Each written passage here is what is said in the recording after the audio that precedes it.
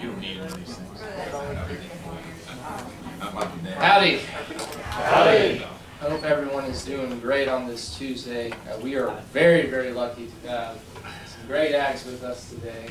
We have Neal Adams from the Fine Texas Aggie class of 1968, correct? Correct. And Carl Baggett from the Fine Texas Aggie class of 96 and 97, respectively, if you count, I guess, the MS as well. Just a little bit about these gentlemen, in case you didn't know. Neal was a former head yell leader whenever he was at A&M. He was actually a yell leader at the same time that Carl's father, Mike, was. And he was selected as a distinguished alumnus of the Association of Former Students at Texas A&M. Was selected likewise into the Corps Hall of Honor, I think it was 2 years ago. Is the current chairman of the 12th Man Foundation Board of Trustees. In fact, I think my membership card has his signature that I've got here in my pocket. He's served on the President's Advisory Council, is the former vice chairman of the Texas Higher Education Coordinating Board, and was named the go-to lawyer for school law in the state of Texas by Texas Lawyer. He is currently the principal and president of Adams, Lynch, and Lofton in Grapevine. Carl Baggett was class of 96, as I said before, and he is a former student body president of Texas A&M. I think he's the last one that we had that was actually in boots while he was SVP, correct? I actually was not in boots. You were not in boots. Okay, so this is your 5th year, I guess, whenever you're getting your MS. Stephen Ruth is the last one in boots.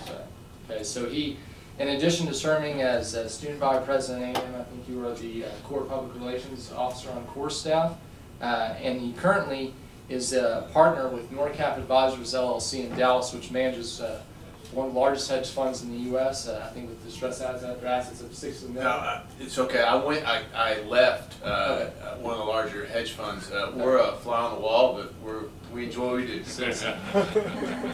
And likewise, he's a member of the board of directors for the AT&T Cotton Bowl and an athletic ambassador for the 12th Man Foundation.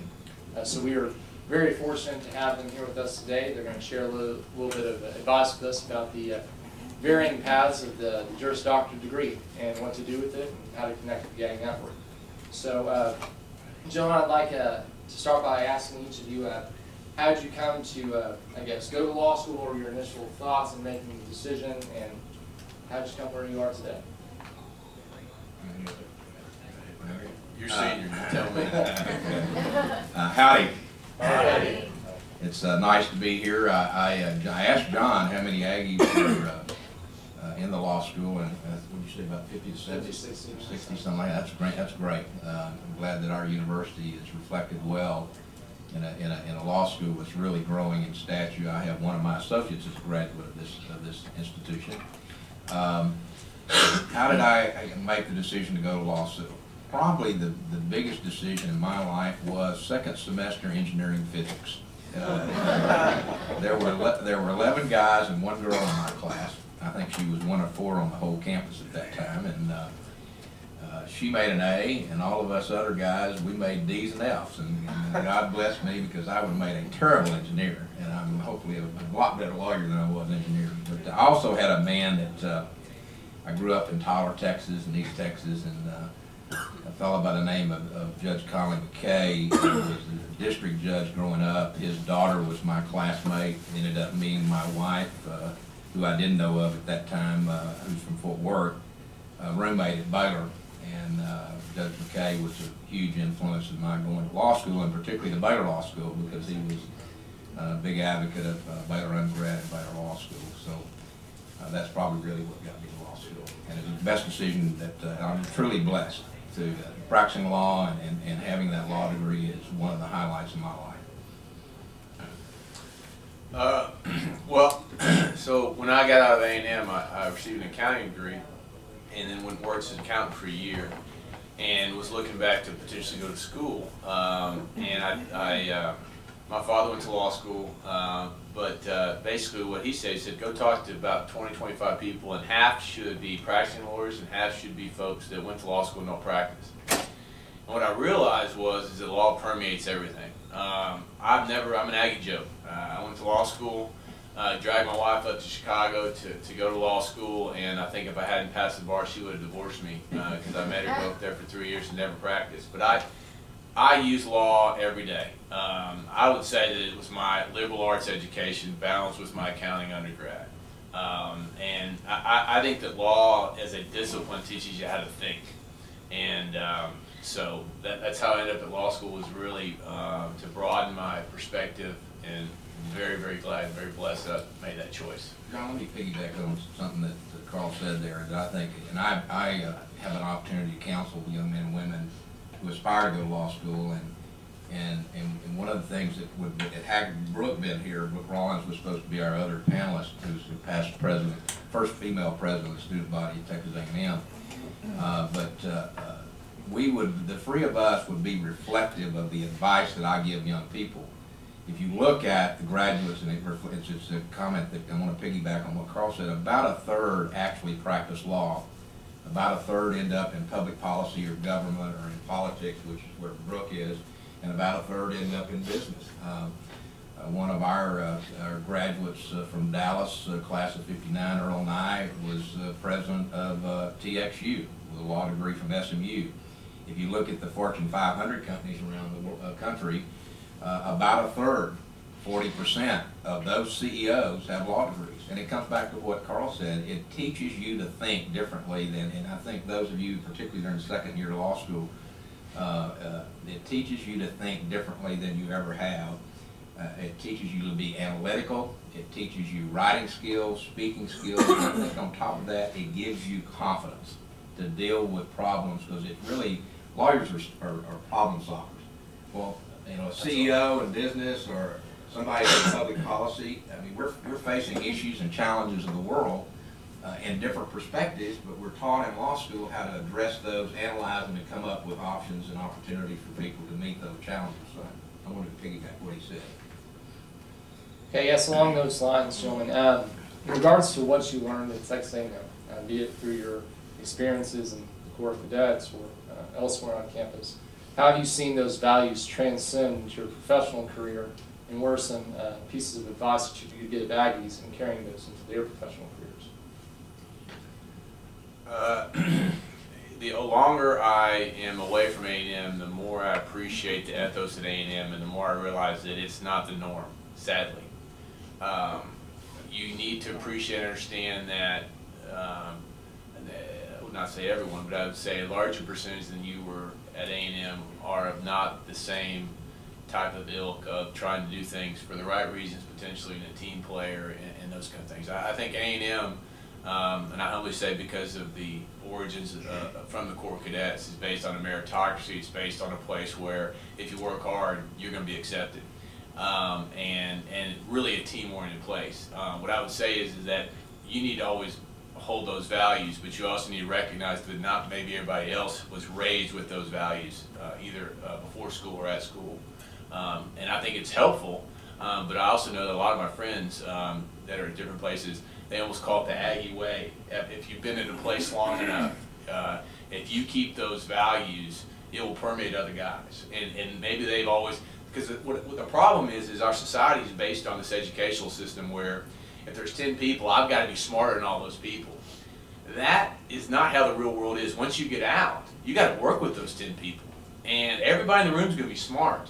But if all you've ever had is negative competition your whole life, you're not necessarily used to dealing with people and being on a team. And so I think Aggies are way ahead, because a lot of these, our society, our educational system is great in a lot of ways, but it can breed negative competition, which is not at a place at A&M. I would echo what Carl said. I've been away now 44 years, a long, long time. But those memories, those special relationships like I have with Carl's dad, in fact, it's back when Carl's dad and I, Mike Baggett, were at A&M, there were, like I said, 3 or 4 women on the whole campus. We went and married Baylor Bears, who were sorority sisters, and so, in fact, I was telling Carl this a few minutes ago, I look around this room, when I was in law school at Baylor, I think we had 3, and Mike and I started, Baggett and I started law school, and he got drafted. He didn't get his commission to A&M. I did. I got a deferment to go to law school, and then entered the Army after I finished, but Mike had to go through OCS again after being in the Corps for 4 years at A&M, but you know, I think core values that are taught to Aggies from that other education. I'm on campus frequently, very involved with President's advisory group, and was talking to Bowen a couple of weeks ago. In fact, happened to be there at a great event.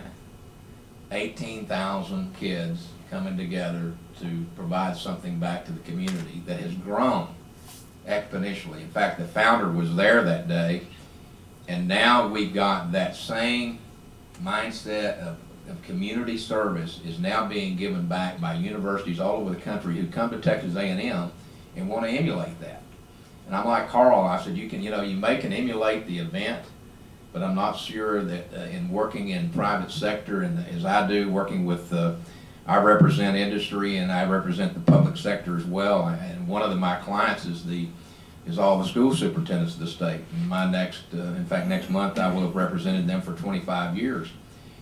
And I don't see, the ones that wear this ring, I don't have to worry about base ethical values and work ethics and core values.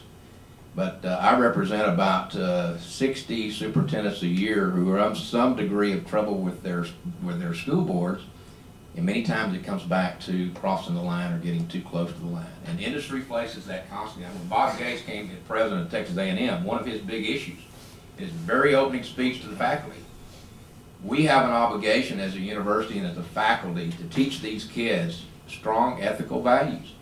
And we saw what happened in Enron, what we saw in WorldCom and around the world in terms of ethics and what's going on at the University of Arkansas right now in the coaching ranks.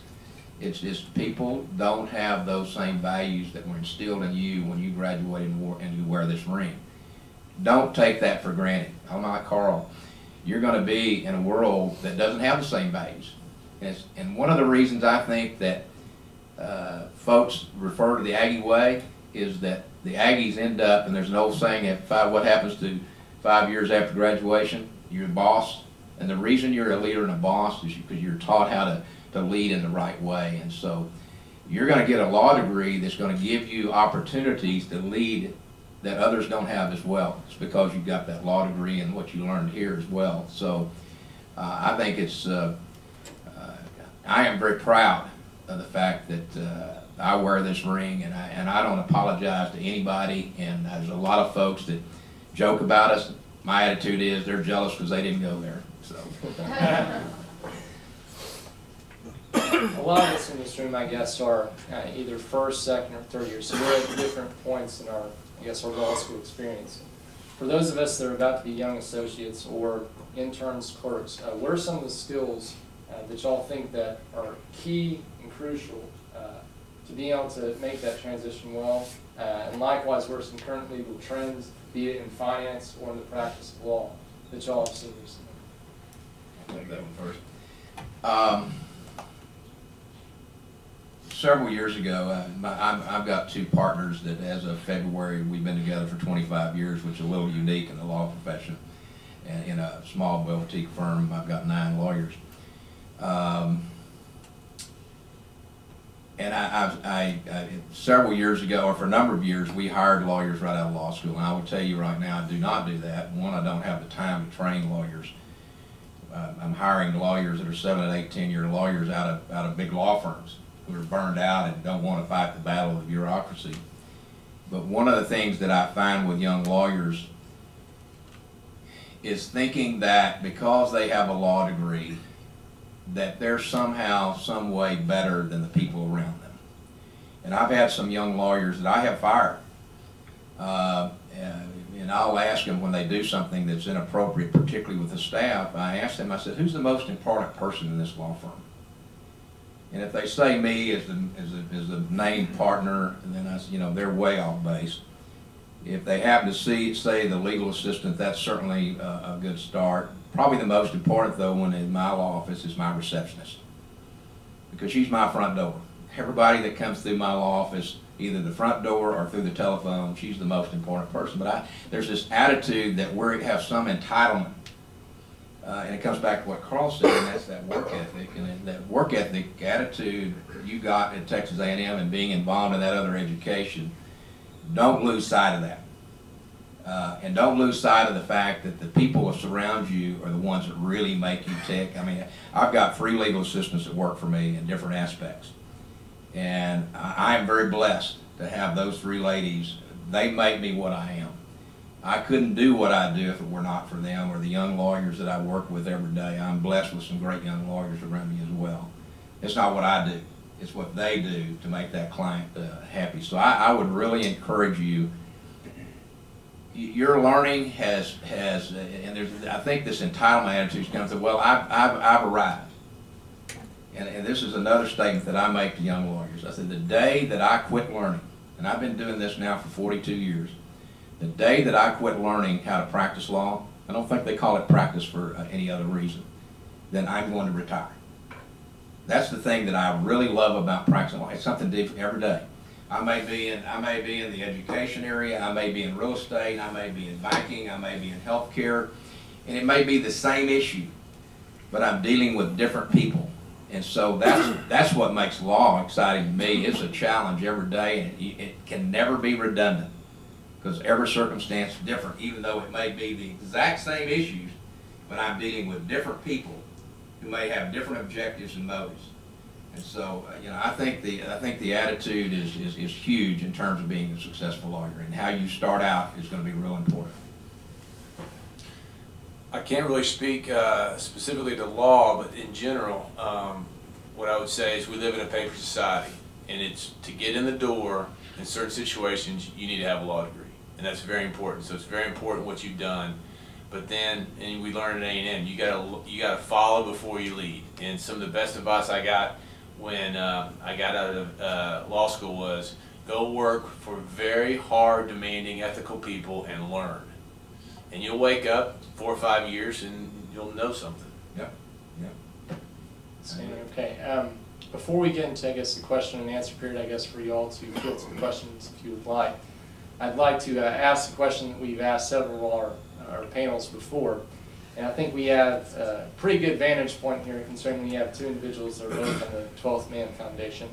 By the way, I'm immediate past chair. Immediate past chair. And that's a great title, too. You like that one. Spent half my life at A&M this past year, so I'm glad to be immediate past chair. Sir, I'd like to essentially ask both of y'all what your thoughts or your hopes and I guess general comments are about our move to the SEC, which I think undoubtedly will have a big effect on the university, both culturally and so on, and get your general opinion. He's for sure the one answer on this one.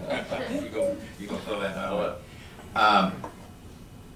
I've been the last 10 out of 11 years I've been on the board of trustees of the 12 Man Foundation, and in 2010. You'll recall that was the first time the SEC issue rose, and we chose not to go that direction. And I think rightly so at the time. And then this past year as chairman was literally at the epicenter of dealing just almost daily with that issue with Board of Regents friends and Dr. Lofton and the support they were seeking from the 12 Man Foundation on that decision.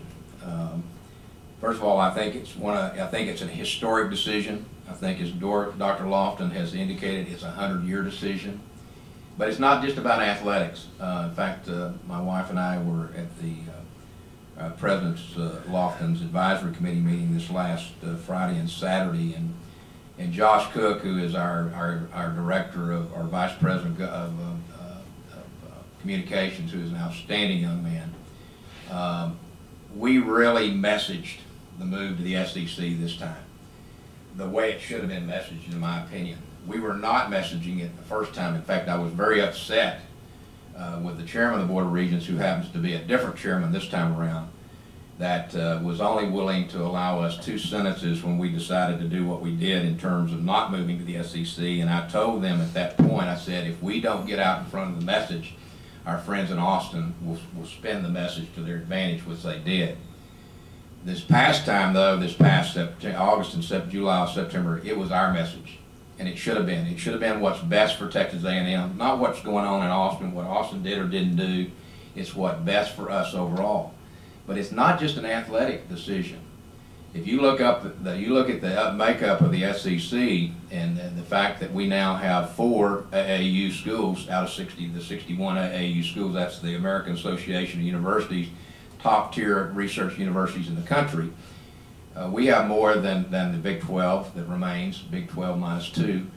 The academic standards of the SEC have not been communicated well across the country, other than for Vanderbilt, probably, and maybe Florida. But there's some very fine institutions that are growing academically, and culturally, academically, we fit better with that group. But the more important thing is, we have a home that's not going away. And I will be surprised, and knowing what I know now, 5 years from now, I think they'll be very fortunate, those that remain in the Big 12, but the Big 12 still exists as a major player. And then this attitude of some Aggies, and I really get upset with this. We have nothing to apologize. We are a tier 1 university. We're one of the finest universities in this country. Major research engine, major economic development player. We're involved across the world in where as a sea grant, and a land grant, and a space grant college, a university. And for those that apologize and are concerned about going to the SEC, I'm sorry. I get very upset, because I think you rise the level of competition. If you want to be the best in the country or the best in the world and doing whatever you want to associate with good people that are doing the right thing and doing it in a big way. We'll rise to the level of our competition, and Aggies has been proven over the last several years will step up and fund and support athletics like we need to, but more importantly, it's going to have a major impact, though, on our partners academically, so I'm excited about that.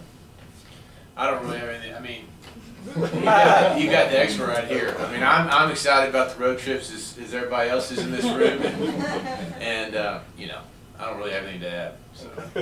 Does anyone have any general questions, I guess, before we ask a few? Anyone? Be back.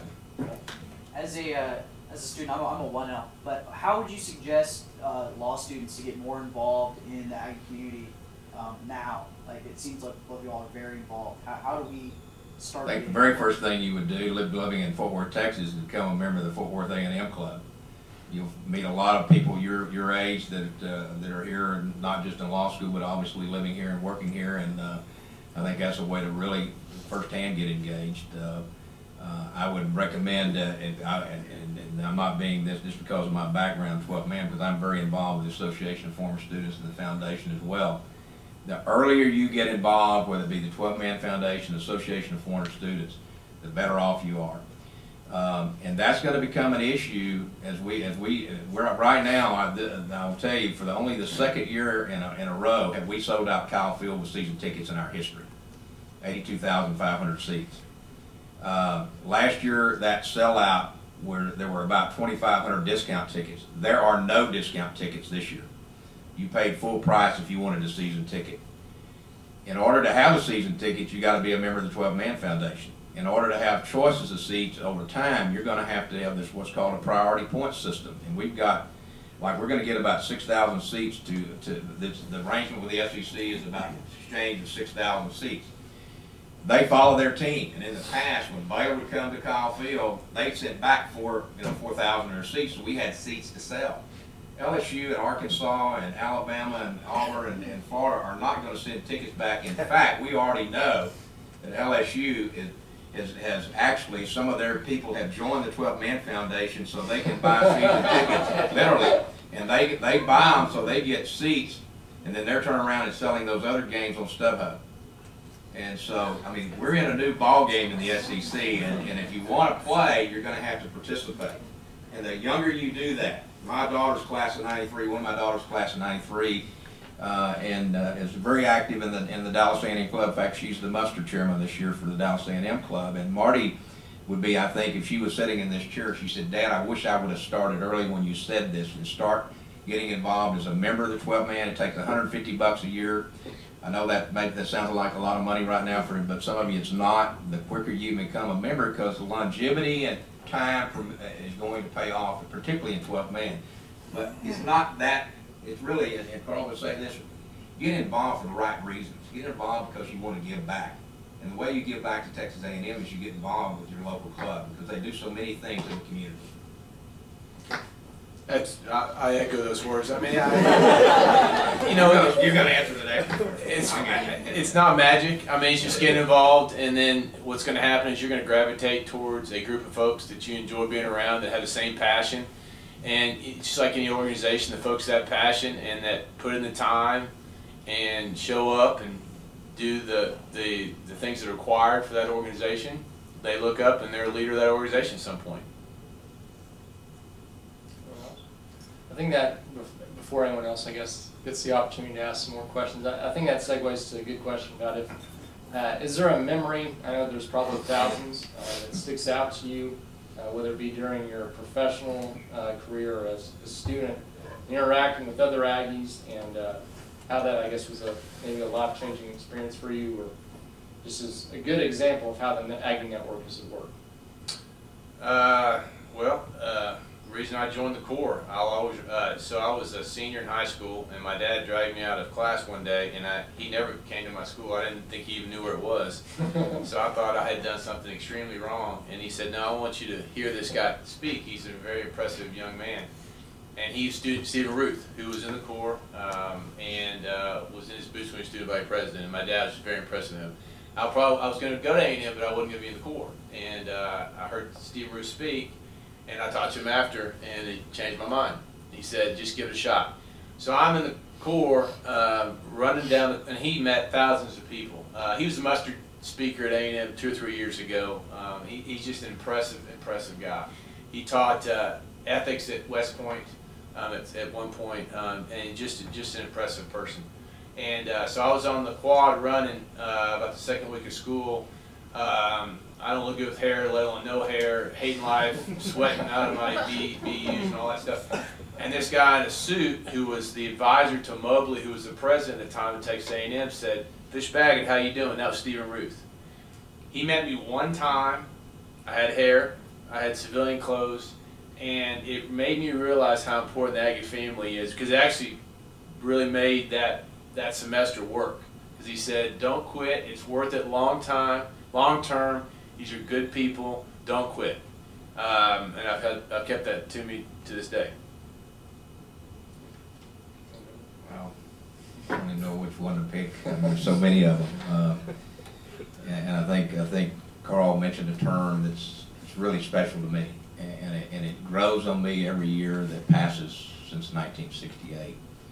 Is Aggie family. I will speak. Carl and his dad are, if you ever get a chance to hear Carl and his dad speak at muster, they're a team, and they've spoken a number of them. I think you're in Denton County this year. Any of you are from there?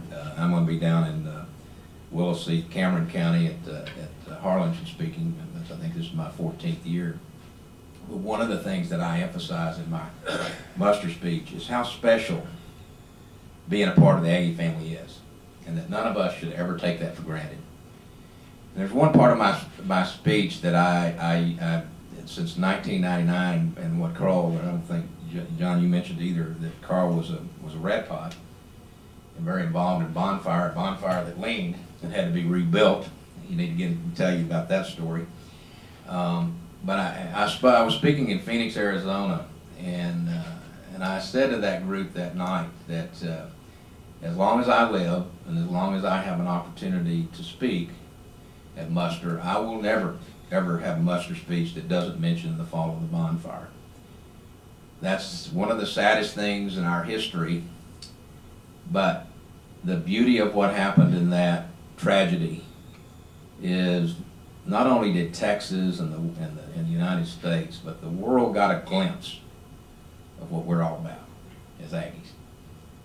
When those 12 young men died, and many of them got injured, the way that the football team rallied around that group of kids and the tragedy, the way the whole state, the way the world, even our friends from Austin, how they rallied around us, that doesn't just happen. That happens because of who we are. In fact, I read in part of my muster speech that I will Saturday night, an excerpt that was posted on CNN website by Eric Apia, who was the vice president of student body at the University of Texas at the time, who came to A&M for that memorial service as part of the student body delegation from the University of Texas to mourn with us the loss of those, at that time, 11 kids, and eventually was 12. But he talks about, that's not something they have. He said, that's not something, and that's something we wish we had.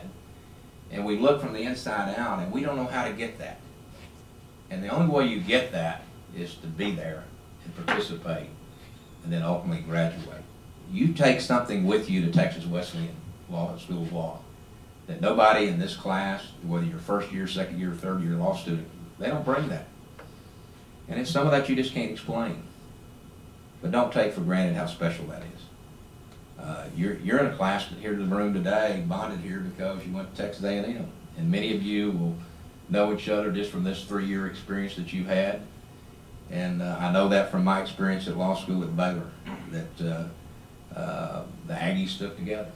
And we have a special bond. My practice cures me all over the state. And the very first, and in the litigation area, having local counsel in this state tends to be pretty important. You don't walk into the courthouse as a strange lawyer in some of these places, particularly in rural Texas, where I am a great deal with these school superintendents. But the first thing I look for is a Baylor lawyer, and the second thing I look for, equally as important, are they an Aggie baby lawyer? And you're going to have the same thing. You've got that degree. You're going to have a law degree from Texas Wesleyan. You're going to have a network from this law school that will grow as it grows in statute, as it's going to. But that Aggie Network also will be the key factor in terms of who you associate with in various aspects of life, not just practice law, but other things. So. Does anyone else have any questions? Well, I do want to share just a very brief story about these two gentlemen and I guess their impact on me. I remember being a surge butt in the Corps my junior year, and I had just interviewed for Corps Commander, and I was going through a lot of, I guess, doubts about what I wanted to do after school. I'd been dating a girl at the time who is now my wife, and had always thought about law school and had seriously considered it, but still had some reservations. And I sat down with Neal on the morning of the Court Hall of Honor and asked him his thoughts. And I didn't know at that time, the gentleman that I was speaking with and how much of an impact he'd have on that decision. And likewise, a year later, I was in the fellows program in the business school at Mays, and Carl and his dad Mike stopped by to speak. And at that point in time, I was still waiting to hear back from schools, hadn't gotten in anywhere. And I knew that after that night, that regardless of how long it took, what decisions I had to make along the way, that I was going to do everything in my power to get a legal education and to use those gifts to the best of my ability. And what these men have done to inspire me as an Aggie, to be a good Aggie, and to use the degree to the best of my ability is something I can never truly pay them back for. And so I'm very grateful for them. And does anyone else, I guess, have any other questions, or gentlemen, do you have anything you want to? All I'd say is that 10 years from now, when you got a mortgage and kids, and Aggie calls you, take his call. That's all you do. Absolutely. Just take that guy's call. That's the payback. Absolutely. You're paying us back right now, John, by doing what you're doing right now and providing leadership and standing where you are. Well, anyone else have any other questions, I guess, you want to add? Okay, well, let's thank these gentlemen for being here. Good luck and wish you well. If y'all have any, y'all come up to me afterwards, we have a little something that we'd like to give y'all an appreciation. And thank y'all for lunch. It was good. Yeah, absolutely. I thought it was actually lame. I'm loving this. Thank Just you. to let y'all know, likewise, the Thank Tarrant you. County, yes sir, the Tarrant County Courthouse muster 2 to 4 p.m. at the Railhead Smokehouse off of Montgomery over there. And muster is likewise this Saturday after our crawfish boil here that we have for law school. So if you need any help in getting signed up for those events, just let me know and shoot me an email. Thanks, guys.